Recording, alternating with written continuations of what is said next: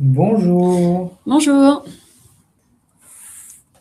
Alors, on va laisser encore une petite minute pour que tous les invités se connectent.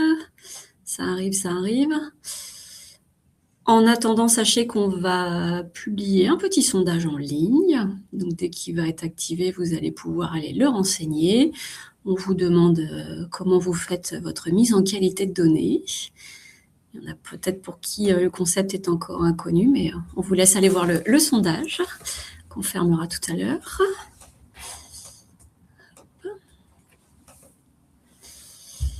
Bonjour aux nouveaux arrivants. on laisse la petite minute Ouais, encore une quinzaine de de secondes. politesse, voilà. Ouais. Et puis après, on va commencer.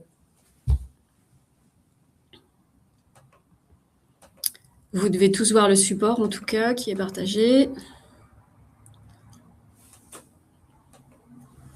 Et tu me dis quand tu veux qu'on démarre.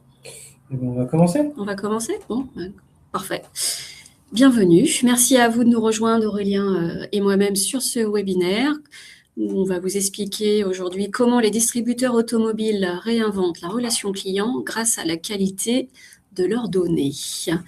Donc, le petit sondage vous attend sur la partie droite de votre écran. Nous, pendant ce temps-là, on va se présenter. Je vais être mal polie, Aurélien, je vais commencer. Donc, Béatrice Langès, je suis chez Amabis, directrice de la relation client, et je suis également la DPO, la déléguée à la protection des données personnelles. Je suis chez Amabis depuis presque 5 ans. Et auparavant, je travaillais en agence de communication pendant près de 20 ans. Et dans toutes mes agences, j'ai travaillé pour au moins à chaque fois un constructeur automobile, un anglais, puis un américain, puis un allemand pour terminer. Et j'accompagnais ces clients tout au long des cycles de vie de leurs clients, donc sur tous leurs sujets data, pour les accompagner à comprendre leur clientèle, comment maintenir à jour la connaissance qu'ils avaient sur leurs clients, les accompagner dans les enrichissements de données également multicanaux. Voilà. Et toi, Aurélien? Et du coup, bah, moi, certains me connaissent peut-être déjà. Donc, je suis Aurélien Fakir et je suis responsable du secteur automobile chez Amabis. Donc, je me charge d'accompagner les distributeurs justement sur leurs problématiques data, data client, depuis un peu plus d'un an et demi maintenant. Voilà, donc peut-être Ok. peut-être que certaines personnes sont présentes que je connaisse. Ils t'ont peut-être entendu, mais c'est peut-être la Voilà, première fois qu'ils te voient. c'est ça, c'est ça. Ok. Donc nous, pour vous dire un petit mot sur Amabis, donc Amabis c'est une société assez historiquement généraliste sur la qualité de données. On existe depuis plus d'une trentaine d'années, enfin bientôt 30 ans. Donc on déploie des solutions logicielles, on est éditeur de logiciels et également on fait de la prestation de services sur tout ce qui va concerner la qualité de données, donc sur les données d'identité et de contactabilité, que nos clients parfois rencontrent des sujets liés à ces données-là pour leur campagne marketing. Amabis, historiquement, est assez lié au secteur automobile. On a toujours travaillé pour différents constructeurs, distributeurs, au travers de nos logiciels et services. Et c'est vrai qu'on a fait le choix il y a un peu plus de 2 ans de se concentrer davantage sur ce secteur, puisqu'on avait identifié qu'il y avait des problématiques qui étaient assez similaires d'un distributeur à l'autre. Donc nous, on va proposer on accompagne nos clients sur différents types de logiciels ou services. On va avoir de la prestation de data, donc c'est la fiabilisation, la correction, l'enrichissement, du rafraîchissement du stock de données, qui est souvent contenu dans des DMS. On va également proposer des logiciels préventifs qui vont venir assister la saisie, vérifier et valider en temps réel les données clients lors de leur saisie par un commercial en concession ou par exemple par un call center. Ouais, ou sur le site web, Voilà, formulaire de lead gen sur le c'est site ça, web, ouais. c'est ça. Et après, on a des solutions plus poussées. On a développé une solution de vision unique, puis qu'on a upgradé en RCU pour justement répondre aux problématiques des distributeurs, qui est d'avoir une vision 360 degrés multimarque. On a un écosystème de partenaires qu'on cherche, qu'on cherche à développer.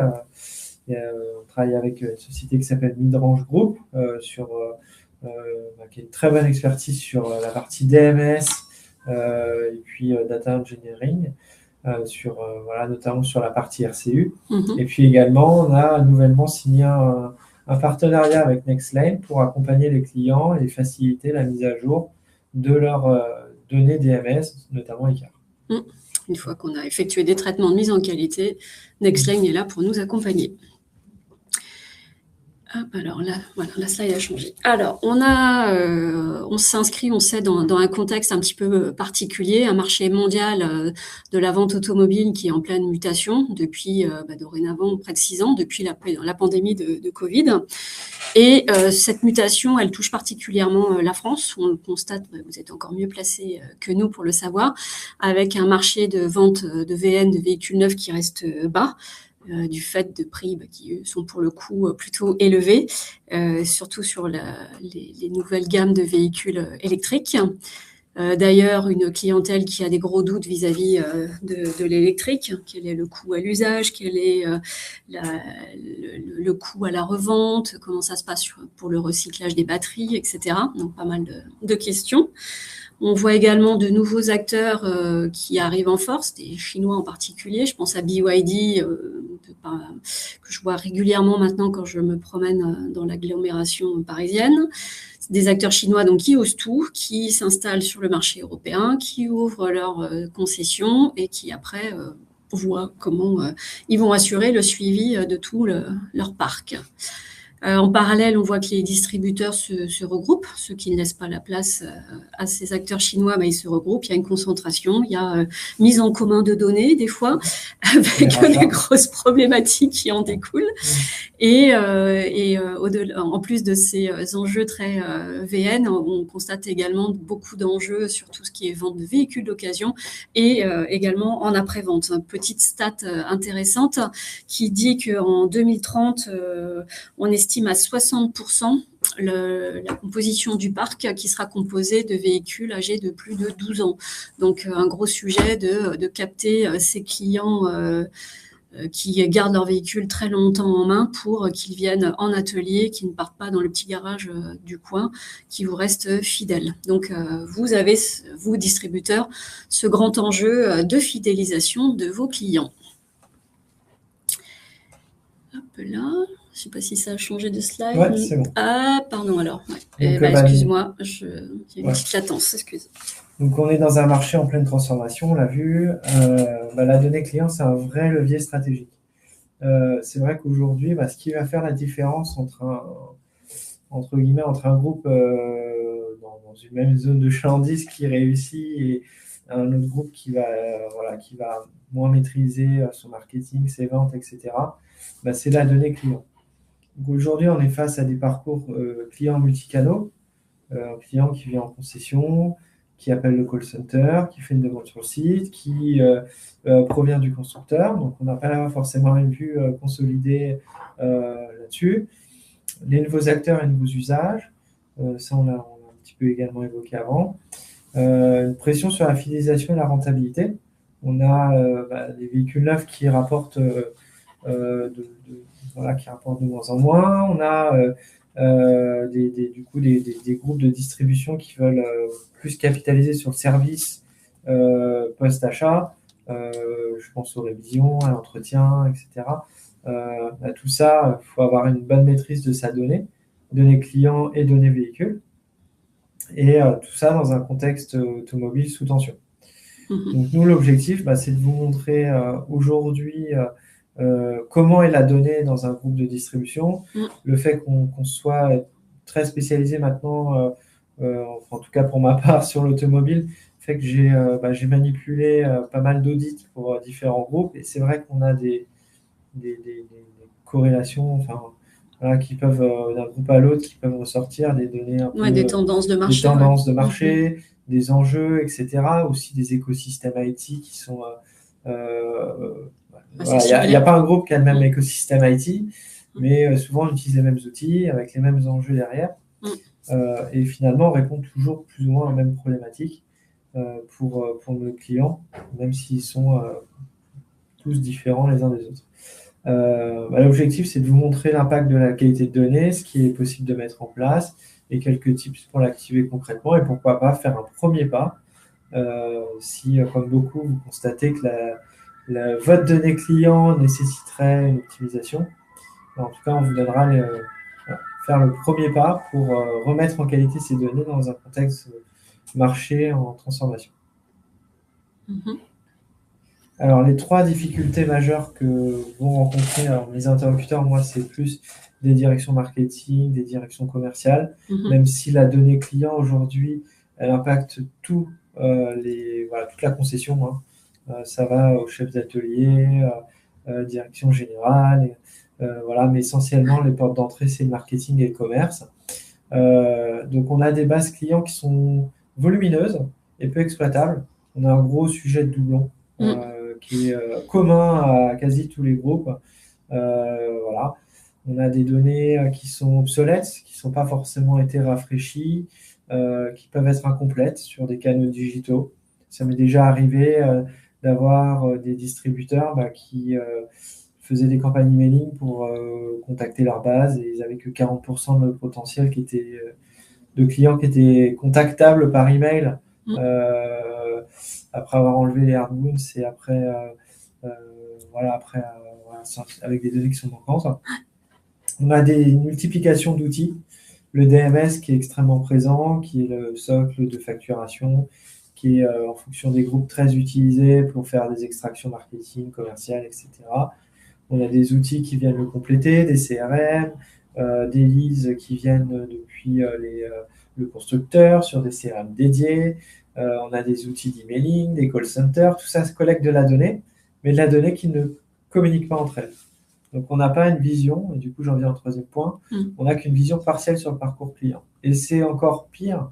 Donc, quand je dis vision partielle, c'est-à-dire qu'on a une vision sur son parcours uniquement VN, par exemple. Et c'est vrai que quand on a un outil dédié à chaque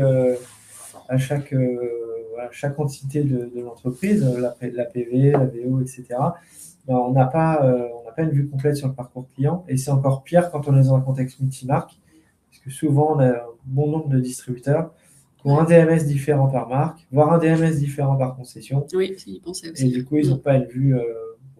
À l'heure où l'omnicanalité, envoyer la bonne offre au bon moment au client est dans l'air du temps, quand on a une vision partielle du parcours client, derrière, on n'exploite pas correctement la donnée. Et du coup, c'est des opportunités manquées. Merci Aurélien. Je te laisse continuer avec un petit peu de concret. Ouais. Pour pouvoir approfondir ce sujet et l'illustrer de manière très concrète, je vous ai parlé tout à l'heure qu'on a mené des audits. On accompagne nos clients déjà pour faire un état des lieux de la base. Donc, on en a fait un sacré volume de ces dernières années. Et là, les chiffres que je vous compile, c'est des moyennes constatées dans la distribution automobile en France. Donc, ça peut être des très gros groupes qui viennent nous consulter pour faire un point, mais ça peut être aussi des petits groupes avec quelques concessions. Voilà, vraiment des groupes de toute taille. Donc, on a grosso modo 40% des données clients qui sont obsolètes. Obsolètes, c'est-à-dire que soit sur la donnée client B2C, soit l'individu, il n'habite plus à l'adresse indiquée. On a des cas d'individus qui n'habitent plus dans les zones de chalandise des concessions. Donc, d'un point de vue postal, quand on fait des invitations, ça génère un pli non distribué. Mais même si on ne fait pas de postal, le fait que l'individu n'habite plus dans la zone de chalandise de la concession, on envoie des communications email, SMS qui servent à rien. Des clients qui ont un groupe qui distribue exactement la même marque, qui est plus près de chez eux, et du coup qui aura moins de chances de revenir. Donc c'est important de pouvoir mettre à jour ces données-là, et parmi les autres données à mettre à jour, en B2C, ça va être les individus décédés.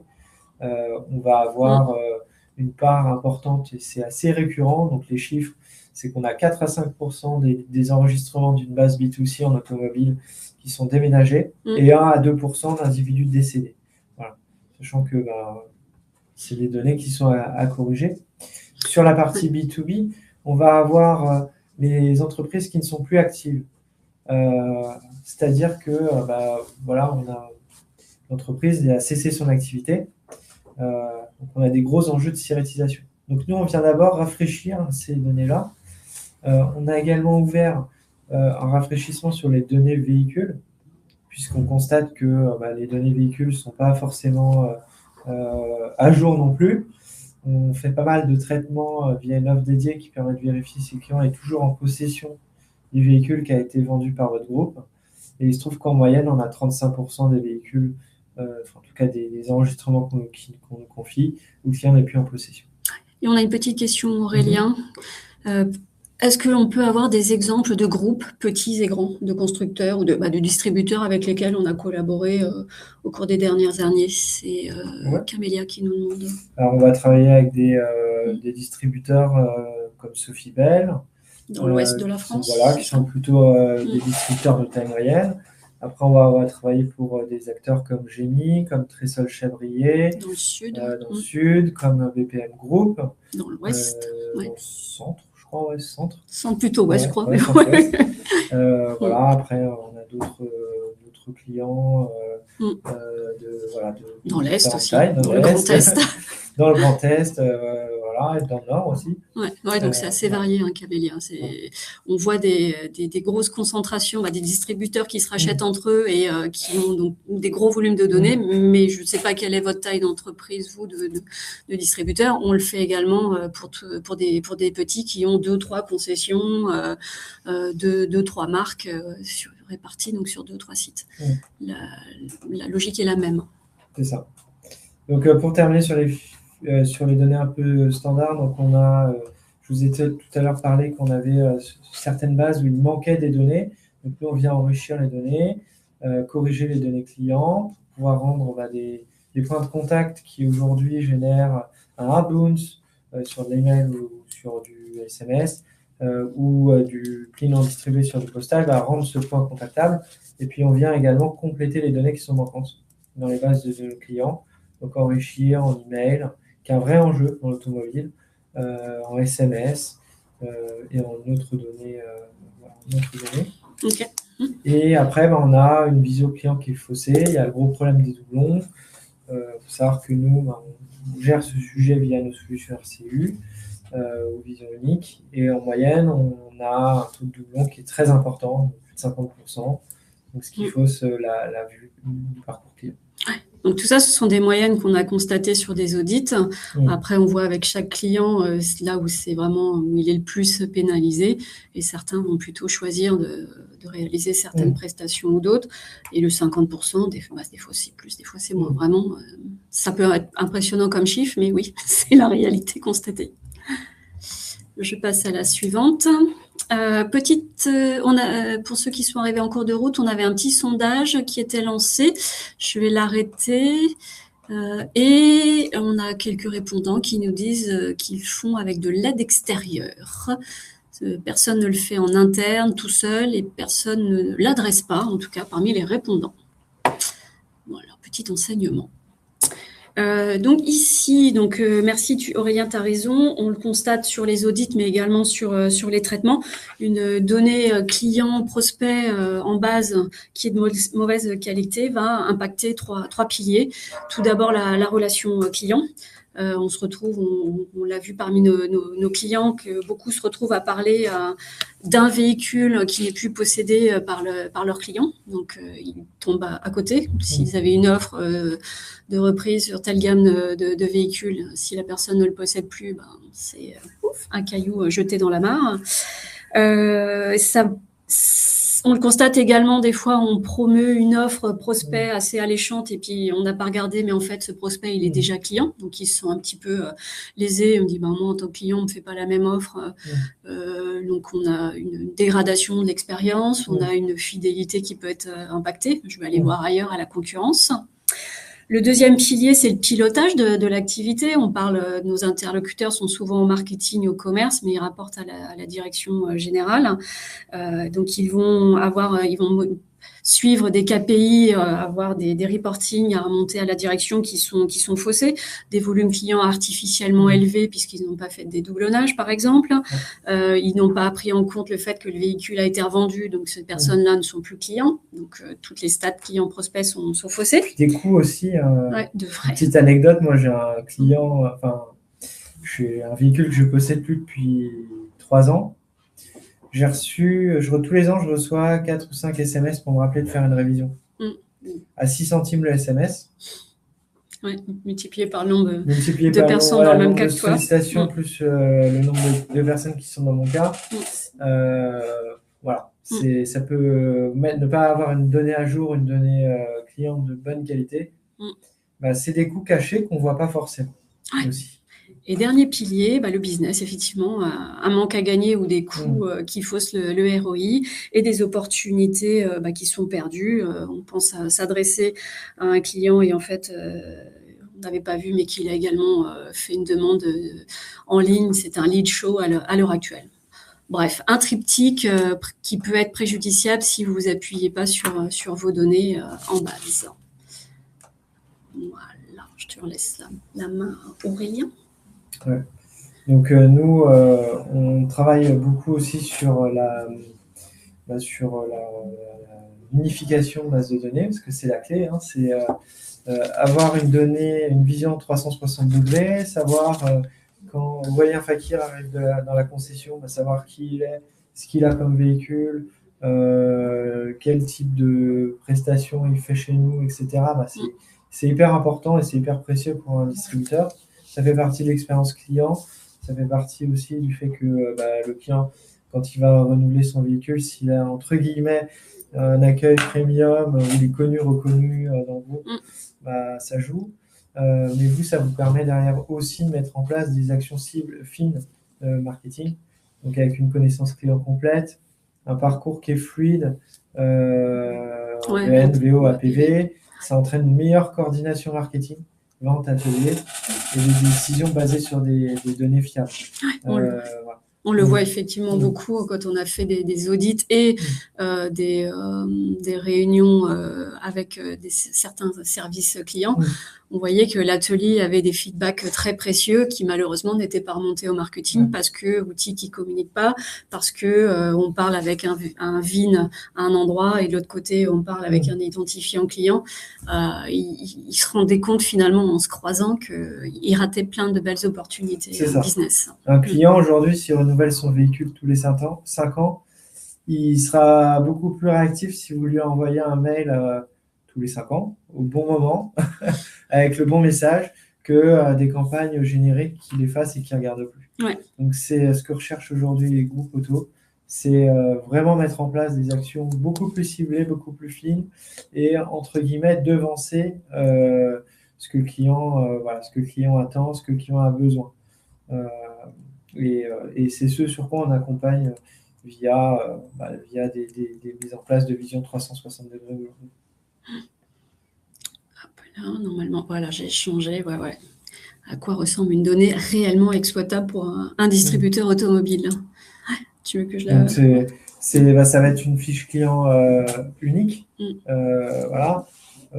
pour éviter d'avoir des multiples communications au même individu, avec un historique complet, ses achats en véhicule neuf, en véhicule d'occasion, sa consommation après-vente, ses dates anniversaires, etc. Pour créer des segments activables immédiatement, des segments qui peuvent être aussi intégrés des campagnes de marketing automation, où on va servir de variables telles que des dates ou autres pour relancer efficacement et activement le client au bon moment. Des indicateurs clairs pour décider. Nous, quand on travaille sur par exemple des projets RCU, en ce moment, on accompagne, c'est un projet d'entreprise, un RCU. L'idée, c'est de ne pas mettre à disposition des indicateurs qui vous serviront pas aux distributeurs. C'est de mettre en place les indicateurs transactionnels dont il a besoin pour son activité. Et c'est aussi des données de contactabilité à jour, valides et enrichies. Plus on aura des données propres, plus les messages aboutiront, plus on aura des données enrichies, plus on pourra mettre en place des stratégies multicanales marketing. Donc voilà. C'est tout ça, c'est lié. C'est ce qui permet aujourd'hui vraiment d'avoir une donnée réellement exploitable et d'en tirer le meilleur profit possible dans un contexte automobile plus compliqué ces dernières années. Tout à fait. Et ce qu'on peut constater, parce qu'on réalise des audits, mais on fait également des gros traitements et des visions uniques, ce que recherchent nos interlocuteurs, ce sont vraiment des projets data qui sont rapides à démarrer avec des quick wins. Effectivement, on investit un peu d'argent et on a un retour sur investissement rapide. Et après, on fait des actions à plus ou moins moyen terme, puis long terme. Mais c'est des projets qui durent de moins en moins longtemps qu'on peut mettre en place sous quelques semaines. Ouais. Avec des cas d'usage prioritaires. Un compte groupe, lui, il veut plutôt mettre l'accent sur le service VN. Un autre nous a dit, non, moi, c'est plutôt la PV où j'aimerais bien activer très vite. On s'arrange à ce qu'il n'y ait pas de refonte lourde des outils existants. On connaît les acteurs du secteur grâce à nos partenaires. On essaye de proposer donc des solutions pour extraire les données, les recharger dans les outils entrants ou dans d'autres outils sans que ça coûte trop cher et que ce soit trop lourd techniquement, puisqu'on sait que tous les distributeurs n'ont pas un service informatique à disposition ou suffisamment staffé avec toutes les compétences maintenant qui sont requises. Donc également des projets qui soient évolutifs donc, et avec un ROI qui soit mesurable le plus rapidement possible, même si tout ne se fait pas en un mois, mais voilà. Après, c'est vrai qu'un simple traitement de base de données, alors c'est souvent, par expérience maintenant, je vois que c'est souvent des sujets qui sont mis à plus tard. Il y a une grosse prise de conscience que, entre guillemets, ça ne va pas, la base ne va pas. Mais c'est un sujet qui part beaucoup et ça me désole, qui est souvent mis à plus tard par les clients. Cependant, c'est un sujet qui vous rapporte un ROI rapidement, puisque quand vous avez une base qui est propre, qui est enrichie, qui est complète, les prochaines JPO sur lesquelles vous allez activer votre donnée, elles vont générer mathématiquement plus de conversions, plus de trafic en concession et in fine plus de ventes. C'est pas des sujets, la data peut être un sujet qui fait peur, où on se dit c'est pas grave, je le ferai plus tard, mais c'est des sujets qui sont rapides à mettre en place, qui rapportent rapidement. Voilà, c'est vraiment le message que je tenais à faire passer. Très bien Aurélie. Hop là, la petite. Donc voilà, donc là c'est des petites statistiques, sur ce qu'on peut gagner, les gains finalement de traiter sa donnée, de l'unifier, etc. C'est qu'on va augmenter sa performance commerciale. C'est des bénéfices qui sont concrètement observés par nos clients. Je reprends l'exemple du client tout à l'heure qui avait 40% de son pool de clients qui étaient contactables à horizon d'un JPO. Il touchait qu'une toute petite partie de sa base clientèle. Forcément, quand on maximise l'impact en enrichissant, en rafraîchissant les données, on va toucher plus de ventes. Donc derrière, les ventes le dimanche après le week-end portes ouvertes, elles vont s'en faire ressentir. On va avoir aussi notamment, ça va être plus sur des projets RCU avec une maîtrise complète de la donnée d'un client. On va réduire le taux de churn, les clients qui vont chez nos voisins, etc. Les autres bénéfices, c'est des coûts marketing, c'est des coûts cachés, beaucoup. Oui. Il y a des coûts qui parfois peuvent être visibles, comme quand on envoie des invitations et qu'on a la moitié qui reviennent en prix non distribué, c'est des coûts qui sont assez visibles et très ressentis. Mais typiquement, je vous parlais tout à l'heure des SMS, des campagnes qui s'automatisent pour rappeler de venir faire la révision, etc. Quand on envoie ça à un client qui n'a plus le véhicule qu'on leur a vendu, forcément, c'est des coûts qui sont difficilement perceptibles et qui le sont beaucoup plus après, qui sont perceptibles une fois qu'on a corrigé le sujet. Voilà. Donc, c'est vraiment des gains, de manière générale, une meilleure performance VN-VO. Ouais. Donc, la démarche Data Quality, c'est une démarche qui est assez simple. La première étape, c'est de diagnostiquer l'existant, c'est de mesurer les pertes d'opportunités, les gains potentiels, Donc nous, je vous expliquerai après comment on procède. On propose des audits qui permettent de vous aider à diagnostiquer l'existant. Généralement, l'étape 2, c'est de redresser le stock de données, c'est de venir fiabiliser tous les points de contact, de rafraîchir individus, entreprises, véhicules, de venir enrichir les coordonnées manquantes.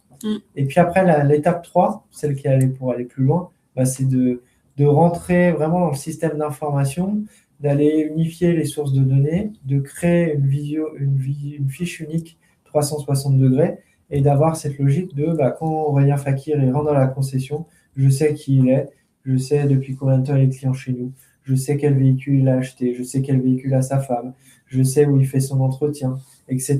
D'avoir toutes ces informations un peu capitales qui ne sont pas forcément visibles parce que la donnée est en silo dans le système d'information pour vraiment améliorer l'expérience client et réduire le churn et adresser les bonnes offres au bon moment. Oui, une vraie connaissance complète de son client. Quoi. Ce qu'on a rarement en concession, il faut être honnête.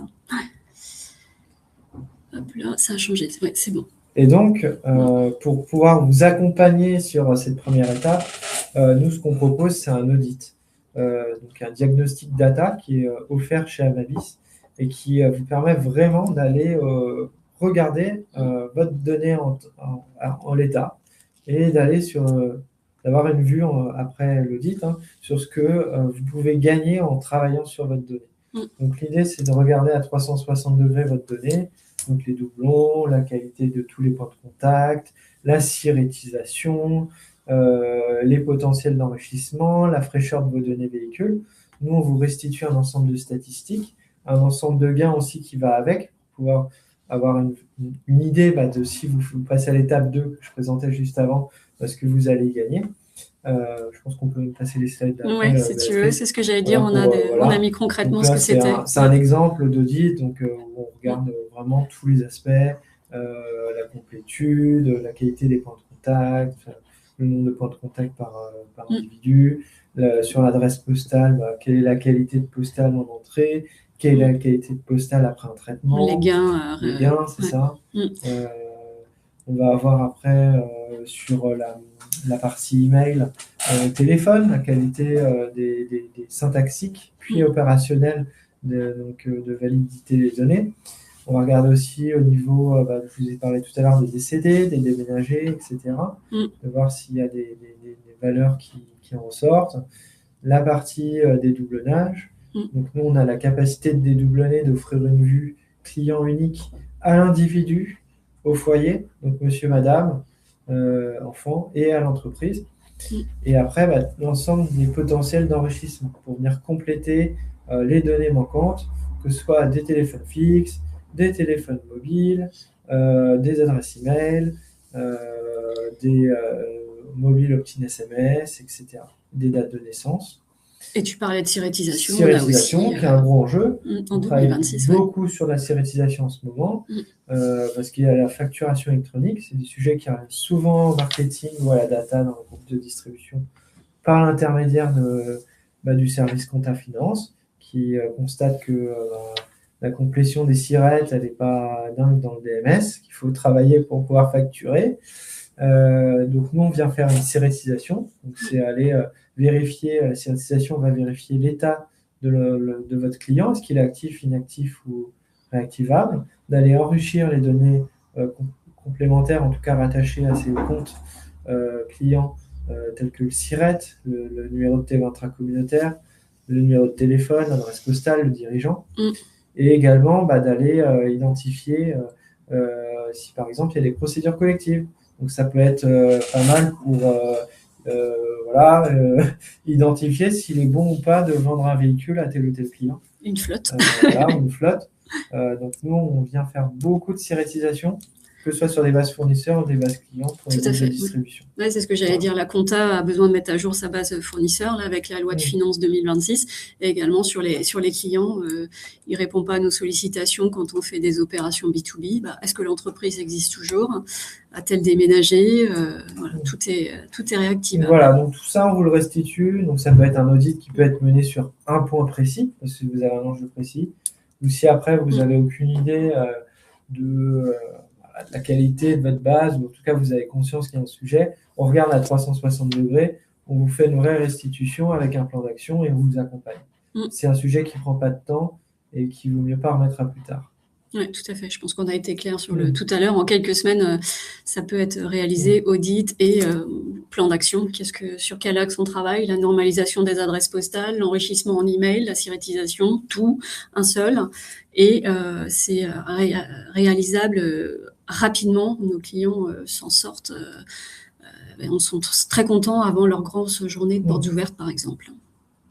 En dernière slide, on a mis un petit échantillon de nos clients puisqu'on travaille régulièrement avec près de 400 clients. Donc, on fait le focus pour vous aujourd'hui sur le secteur auto, mais nous ne sommes pas dédiés au secteur auto. Il y a bien d'autres secteurs qui rencontrent les mêmes problématiques. Voilà, donc on parlait Sofipel, BPM, Cressol, Chabirier, Gémy, Crolly, Lysis sont parmi tant d'autres des exemples de groupes de concessions automobiles avec lesquels on a travaillé ces dernières années et qu'on accompagne toujours. Pour ceux qui ont une vision unique chez nous, on travaille au long cours, donc avec eux. Voilà. Savoir qu'on s'implante bien, je le rappelle, dans l'écosystème automobile. Donc voilà, si vous êtes détenteur de DMS, ICAR, ou voilà, d'autres solutions, le fait de notre le fait qu'on soit vraiment axé sur l'automobile ces dernières années, fait qu'on s'est intéressé à ces écosystèmes très particuliers où on a conscience que parfois la donnée, pour pouvoir la manipuler, faut avoir des outils. Donc c'est pour ça qu'on on développe constamment des nouveaux partenariats pour pouvoir répondre aux différentes problématiques clients. Super, merci Aurélien. Merci Béatrice. Le replay pour vos collègues va être à disposition d'ici fin de journée très certainement. Le support est déjà en ligne si vous voulez le récupérer, le regarder, y réfléchir. Vous y trouverez les coordonnées d'Aurélien. Vous y trouverez les miennes aussi en tant que DPO, parce que là, on a parlé de données personnelles et vous inquiétez pas, on travaille avec des processus RGPD compliant, je dirais, avec des NDA, avec des engagements de confidentialité, avec des données collectées avec consentement pour toute la partie enrichissement. Donc, on est à votre disposition dès à présent si vous voulez en savoir plus. Je regarde, on n'a pas eu d'autres questions depuis celle de Camélia tout à l'heure. Voilà, donc on va considérer qu'on a été suffisamment clair et sinon on est à dispo. Pas de souci. On vous remercie tous et toutes. Merci beaucoup. Au revoir. Au revoir.